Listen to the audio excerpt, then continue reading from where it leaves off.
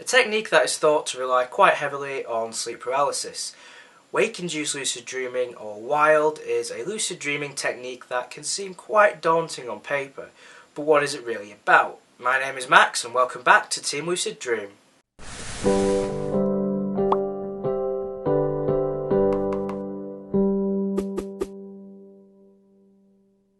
Last week we looked at DILD, or Dream-Induced Lucid Dreaming, and the various techniques one can use to increase the chances of having a dream-induced lucid dream. This week we are looking at WILD, or Wake-Induced Lucid Dreaming. WILD relies on you being awake before a lucid dream occurs.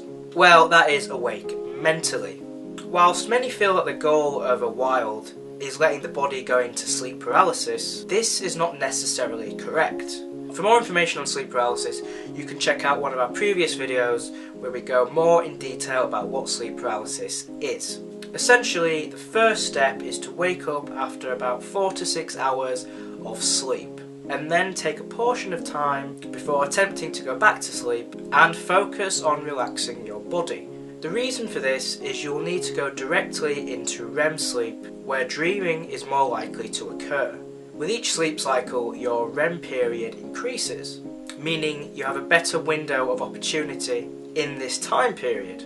Although some people claim they are able to enter a WILD upon going to bed at night, it is much rarer and harder to achieve.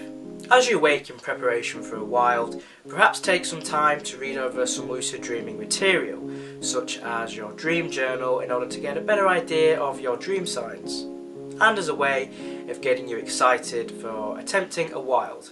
But most importantly, remove yourself from an atmosphere that might stress out your body and prepare for sleep. After doing this for a short while, lay back down and get comfortable. Some people may find that they only need a couple of minutes, whereas others may feel they need a longer period of time. For example, 45 minutes to an hour.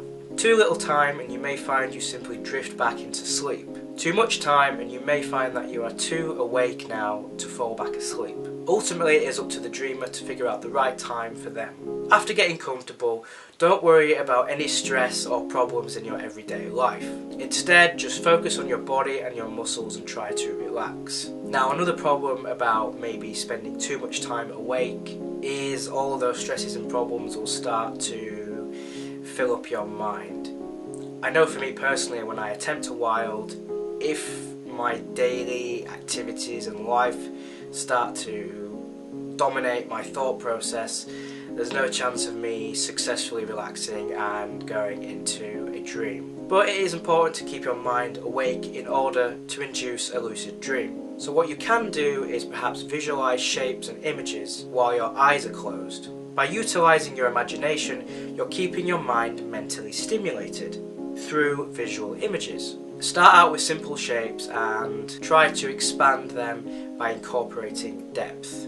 As you find yourself relaxing, you might start having auditory hallucinations, but remember, these are all spawned by you entering the dream state, and it's important to try and stay relaxed and calm. Whenever you feel ready, that is, you feel like you are basically dreaming while your mind is still buzzing, then insert yourself into the dream, and hopefully you will find yourself entering the dream pretty easily, and hey presto, you're having a lucid dream. Now of course, it's different for different people. Some people will experience sleep paralysis as they enter the dream. Some people will not even notice that stage and will quite easily just slip from the waking state into a dream state. Again, this is all personal experience. The difficulty with WILD is perhaps finding that perfect window of opportunity for you. Knowing when you need to wake up during your sleep cycle and how much time it will take you to successfully enter a wake-induced lucid dream. This is perhaps why it isn't chosen by beginners, because it's quite daunting and tiring to have to figure those things out about your sleep cycle. And I'm sure a lot of us would prefer to just go to sleep on a night and have a dream-induced lucid dream, which doesn't involve having to mess around with your sleep pattern. So there's just a quick guide on how you can induce a wake-induced lucid dream. There are also various other techniques such as DILD, which we did a video on earlier this year, or last year. Either way, you can feel free to go and check that video out. Also, I would highly recommend going over to Gio's site, lucidsource.net, where he has other tips and techniques on how to successfully induce a wild. And in all honesty, it has actually helped me a great deal with my own wild experiences. So thank you very much for that, Gio. I didn't realise this camera cut off after a certain amount of time, which is very annoying, but thankfully it was at the end of the video, otherwise I would have been annoyed. So anyway guys, thank you for joining us on this Monday. Don't forget to like, comment and subscribe, and if you have any comments for the man himself, Gio, you know where to leave them. So thank you very much for watching guys. I have been Max, aka the Rah Rah Rabbit. See you in the next video.